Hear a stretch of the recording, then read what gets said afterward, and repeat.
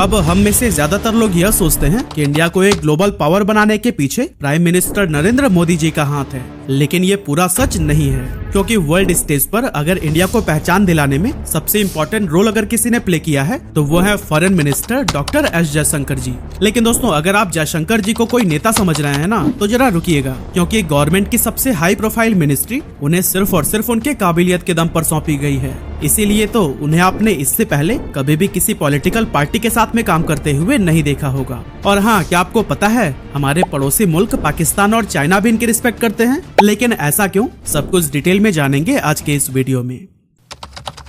अब दोस्तों, वैसे तो सुब्रमण्यम जयशंकर जी की फैमिली तमिलनाडु से बिलोंग करती थी, लेकिन काम के सिलसिले में उन्हें दिल्ली शिफ्ट होना पड़ा और वहीं दिल्ली में ही 9 जनवरी 1955 को उनका जन्म हुआ था। बड़े होकर जयशंकर जी ने जेएनयू से इंटरनेशनल रिलेशंस और न्यूक्लियर डिप्लोमेसी में एमए, एमफिल और पीएचडी किया और ये डिग्रीज उनके और भारत के लिए आगे चलकर बहुत काम आई। वैसे जयशंकर जी के शानदार स्किल्स उनके कॉलेज के टाइम से ही देखने को मिलने लगे थे, क्योंकि स्टूडेंट ऑर्गेनाइजेशंस में वह बड़े से बड़े प्रॉब्लम्स को भी चुटकियों में सॉल्व कर देते थे।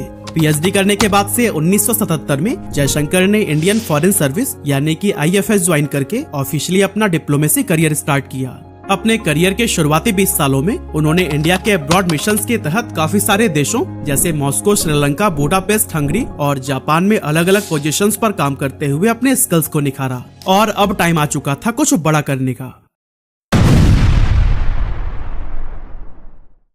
जयशंकर जी 2004 से 2007 तक वॉशिंगटन डीसी में भारत के राजदूत के तौर पर काम करते हुए इंडिया और यूएस के बीच civil nuclear agreement successfully sign करवाने में बहुत बड़ी भूमिका निभाई, जो कि भारत के लिए एक बड़ी अचीवमेंट थी। लेकिन यह काम इतना आसान नहीं था, इसके पीछे जयशंकर जी को काफी पापड़ बेलने पड़े थे। एक्चुअली बात यह है कि उस टाइम पर यूएस नॉन प्रोलिफरेशन पॉलिसी यानी कि न्यूक्लियर वेपन का डिस्ट्रीब्यूशन कंट्रोल करने वाली पॉलिसी को स्ट्रिक्टली फॉलो करता था। लेकिन इंडिया ने 1974 और 1998 में बिना एनपीटी साइन किए ही इस पॉलिसी के अगेंस्ट जाकर न्यूक्लियर टेस्ट कंडक्ट किए थे, जो कि इनके नियमों का उल्लंघन था। Actually nuclear non proliferation territory एक ऐसी इंटरनेशनल टेरिटरी है जिसका काम है न्यूक्लियर वेपन्स के स्प्रेड्स को रोककर दुनिया में शांति कायम करना। लेकिन इंडिया ने चूंकि उनके नियम को तोड़ा था, इसीलिए यूएस इंडिया के साथ न्यूक्लियर एग्रीमेंट साइन नहीं करना चाहता था। इसके अलावा काफी सारे लॉ मेकर्स और एडवोकेट भी इस डील के खिलाफ थे। हालांकि इतने सारे दिक्कतों के बाद भी डॉक्टर जयशंकर ने हार नहीं मानी। उन्होंने ऐसी अनोखी स्ट्रेटेजी बनाई कि यूएस को इस डील के लिए मानना ही पड़ा। असल में जयशंकर जी उस समय पर यूएस में एक इंडियन एम्बेसडर के रोल में काम कर रहे थे और इसी रोल की वजह से ही उनको यूएस के पॉलिसी मेकर से बात करके उनके डील रिलेटेड प्रॉब्लम्स को सॉल्व करने का मौका मिल गया। जयशंकर जी ने पॉलिसी मेकर्स को समझाते हुए कहा कि इस डील के बाद से यूएस इंडिया रिलेशंस स्ट्रांग होंगे, जिससे टेररिज्म को भी अच्छे से काउंटर किया जा सकेगा। उन्होंने कहा कि भारत न्यूक्लियर वेपन्स का डिस्ट्रीब्यूशन बस अपने तक ही रखेगा। और हाँ, जयशंकर जी ने तो यह भी दावा किया कि इंडिया की एनर्जी नीड्स दिन प्रतिदिन काफी तेजी से बढ़ रही है और इंडिया अब और फॉसिल फ्यूल यूज करके ग्लोबल एनवायरनमेंट की तबाही नहीं चाहता। इसीलिए अगर इस डील को साइन कर लिया गया तो फिर ग्लोबल वार्मिंग को भी काफी हद तक कम किया जा सकता है। और दोस्तों, कुछ इसी तरह के हजारों कोशिशों के बाद फाइनली यूएस 2008 में न्यूक्लियर डील साइन करने के लिए रेडी हो गया। इस डील के बाद से इंडिया अब इंटरनेशनल मार्केट से न्यूक्लियर फ्यूल और टेक्नोलॉजी खरीद सकता था, जिससे इंडिया का फॉसिल फ्यूल से डिपेंडेंसी हटके न्यूक्लियर फ्यूल पे आ गया था, जो कि एनवायरनमेंट के लिए एक अच्छी साइन थी। इस बड़ी जीत के बाद उनका पोस्टिंग सिंगापुर में हो गया, जहां जयशंकर जी ने अगले 2 सालों तक एज अ हाई कमिश्नर काम किया। इसके बाद 2009 से 2013 तक जयशंकर जी चाइना में भारतीय एम्बेसडर के तौर पर काम करने लगे और अपने इन 4 साल के कार्यकाल के दौरान उन्होंने इंडिया चाइना बॉर्डर इश्यूज को सॉल्व करने में कई महत्वपूर्ण भूमिका निभाई। दोस्तों, चाइना में काम करने के दौरान ही 2012 में गुजरात के सीएम नरेंद्र मोदी के साथ एस जयशंकर का मिलना हुआ। एक्चुअली जब मोदी जी अपने चाइना विजिट के लिए गए थे, तब चाइना में कई सारे महत्वपूर्ण लोगों के साथ मीटिंग शेड्यूल करने में भी जयशंकर जी ने पूरा साथ दिया था। वैसे आपको याद दिलाते चले कि इस टाइम पर मोदी जी कोई बहुत बड़े ग्लोबल लीडर नहीं थे। यहाँ तक कि कुछ सालों पहले ही यानी 2005 में उन्हें यूएस ने वीजा देने से इनकार कर दिया था। एस जयशंकर के साथ समय बिताने के बाद मोदी जी उनके काम से इतने इन्फ्लुएंस हुए थे कि आगे चलकर जयशंकर जी को गवर्नमेंट की एक बड़ी मिनिस्ट्री सौंप दी गई, जिसके बारे में हम वीडियो में आगे बात करेंगे। खैर, अपने इन 4 सालों में जयशंकर जी ने चाइना के सीक्रेट मैटर्स को इतनी अच्छी तरह से समझ लिया था कि बाद में हुए मेजर इंडो चाइना डिस्प्यूट्स को भी उन्होंने बहुत ही आसानी से सॉल्व कर लिया। एग्जाम्पल के लिए 2017 में हुए डोकलाम बॉर्डर इशू को ले लेते हैं।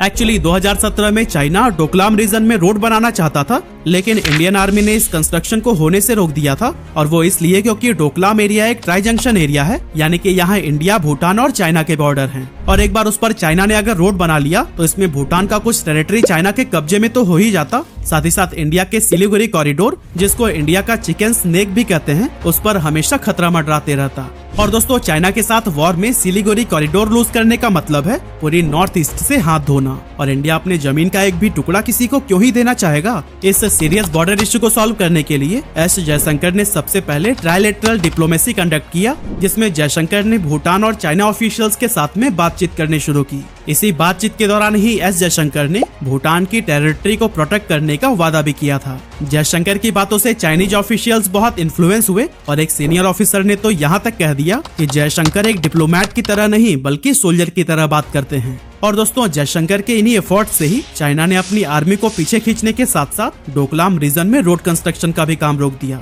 यहाँ जयशंकर जी की ग्रेट नेगोशिएशन स्किल्स की तारीफ खुद दुश्मन देश की आर्मी करती हुई दिखाई दी, और ये जयशंकर जी की ही नहीं बल्कि पूरी इंडिया की जीत थी। खैर, जैसा कि हम जानते ही हैं कि कुत्ते की पूंछ 1000 सालों तक एक सीधी पाइप में रखने के बाद भी टेढ़ी की टेढ़ी ही रहती है, वैसे ही कुत्ते की पूंछ की तरह ही चाइना भी अपने हरकतों से बाज नहीं आता। चाइना ने फिर से 2020 में एक वायलेंट बॉर्डर इशू कर दिया, जिसको हम लद्दाख बॉर्डर टेंशन के नाम से जानते हैं। असल में जून 2020 में चाइनीज आर्मी लद्दाख के गलवान वैली में घुसकर इंडियन आर्मी पर अटैक कर देते हैं। यहाँ पर इंडिया और चाइना के बीच में वायलेंट बैटल हुआ, जिसमें दोनों साइड्स के काफी सारे सोल्जर्स की मौत हुई। इस बॉर्डर इशू को सॉल्व करने के लिए फिर से जयशंकर आगे आते हैं, और इस बार जयशंकर जी ने बॉर्डर टेंशंस को कम करने के लिए डायरेक्टली चाइना के फॉरेन मिनिस्टर वांग यी से बात की और साथ ही चाइना से 5 पॉइंट एग्रीमेंट भी साइन करवाया, जिसमें साफ साफ लिखा था कि चाइना अभी तक हुए सभी Indo China agreement and protocols को मानेगा, और फिर कभी भी अगर बॉर्डर टेंशन हुई तो उसे बातचीत से सॉल्व करेगा, न कि अटैक से। जयशंकर जी यही नहीं रुके, उन्होंने इस मुद्दे को इंटरनेशनल फोरम्स में भी उठाया और इंटरनेशनल सपोर्ट से इस टेंशन को कम करने में हेल्प मिला। और दोस्तों, जयशंकर जी के इन्हीं प्रयासों की वजह से ही 2021 में चाइना ने LAC के पास से अपनी आर्मी को पीछे खींच लिया था।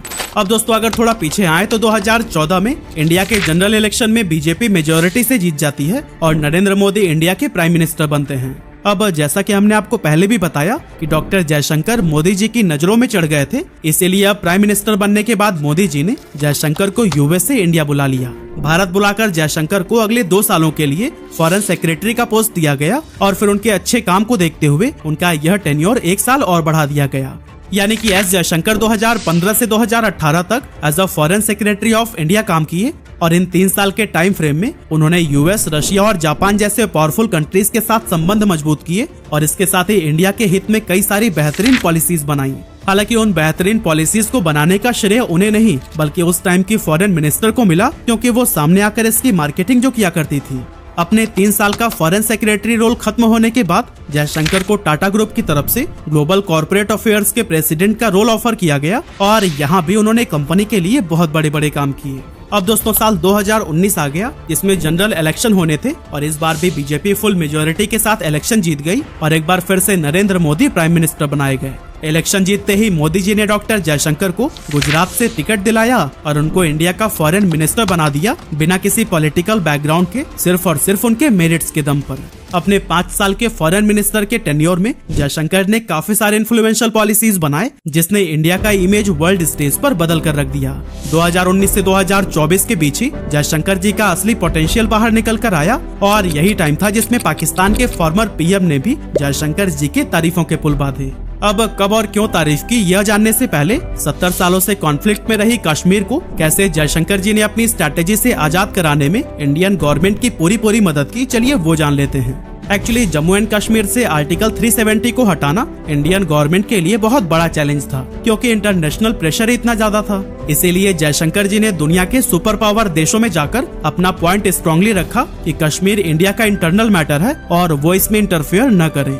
दुनिया के सुपर पावर देशों को कन्विंस करने के बाद से इंडियन गवर्नमेंट ने आर्टिकल 370 हटा दिया, और उसके बाद से कश्मीर में ना तो कोई दंगा हुआ और ना ही कोई इंटरनेशनल इंटरफेरेंस। चलिए अब फाइनली हम बात कर लेते हैं कि क्यों और कब पाकिस्तान के फॉर्मर PM ने डॉक्टर जयशंकर की तारीफ की थी।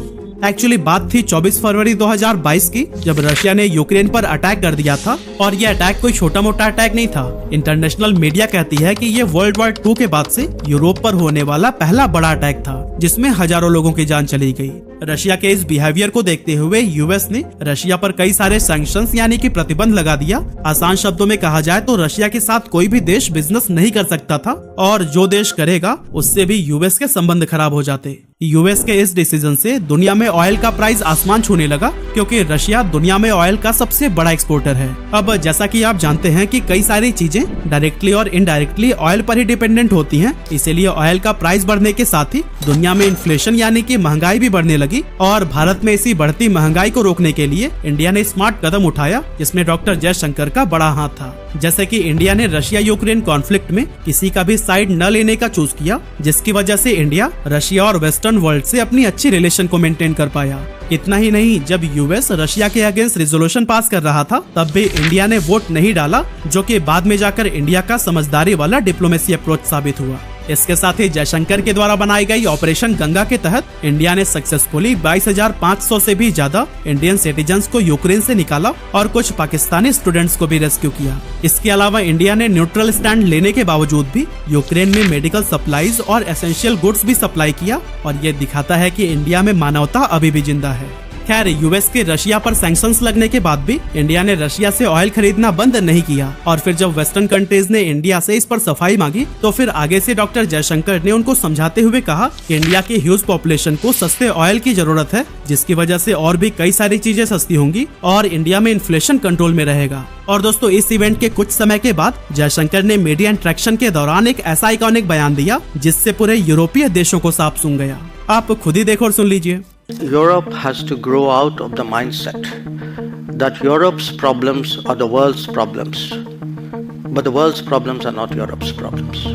इस वीडियो के कुछ ही महीनों बाद इमरान खान ने भी जयशंकर के इस बयान की तारीफ की। सुना, मैं जिनको समझ नहीं आया मैं समझाऊं। ये फॉरेन मिनिस्टर को उन्होंने कहा कि रूस से तेल ना खरीदो। उसने आगे से कहा, तुम कौन होते हो मैं कहने वाले? यूरोप खरीद रहे तेल उनसे, हमारे लोगों की जरूरत है, हम खरीदेंगे। ये होता है आजाद मुल्क। और दोस्तों, कुछ ऐसे ही एस जयशंकर ने अपने 5 सालों के विदेश मंत्री के रोल में बड़ी बड़ी पॉलिसीज बनाकर भारत को वर्ल्ड स्टेज पर एक नई पहचान दिलाई, और इसी वजह से आज वो भारत के सबसे महान फॉरेन मिनिस्टर बन पाए हैं। इसीलिए मोदी जी के तीसरे कार्यकाल में भी उन्हें सेम पोस्ट दिया गया है। अब देखना ही होगा कि आगे एस जयशंकर जी क्या क्या कमाल दिखाते हैं। वैसे चाणक्य ने एक बहुत बड़ी बात कही थी कि जब भी कोई राजा वॉर जीते तो पूरा श्रेय राजा को जाता है, लेकिन जीत के पीछे असल हाथ राजा के मंत्रियों का होता है। इसीलिए राजा के साथ इनको भी बराबर का श्रेय और सम्मान मिलना चाहिए। और दोस्तों, इन्हीं लाइंस ने ही मुझे एस जयशंकर के लाइफ को आप लोगों के सामने लाने के लिए मोटिवेट किया।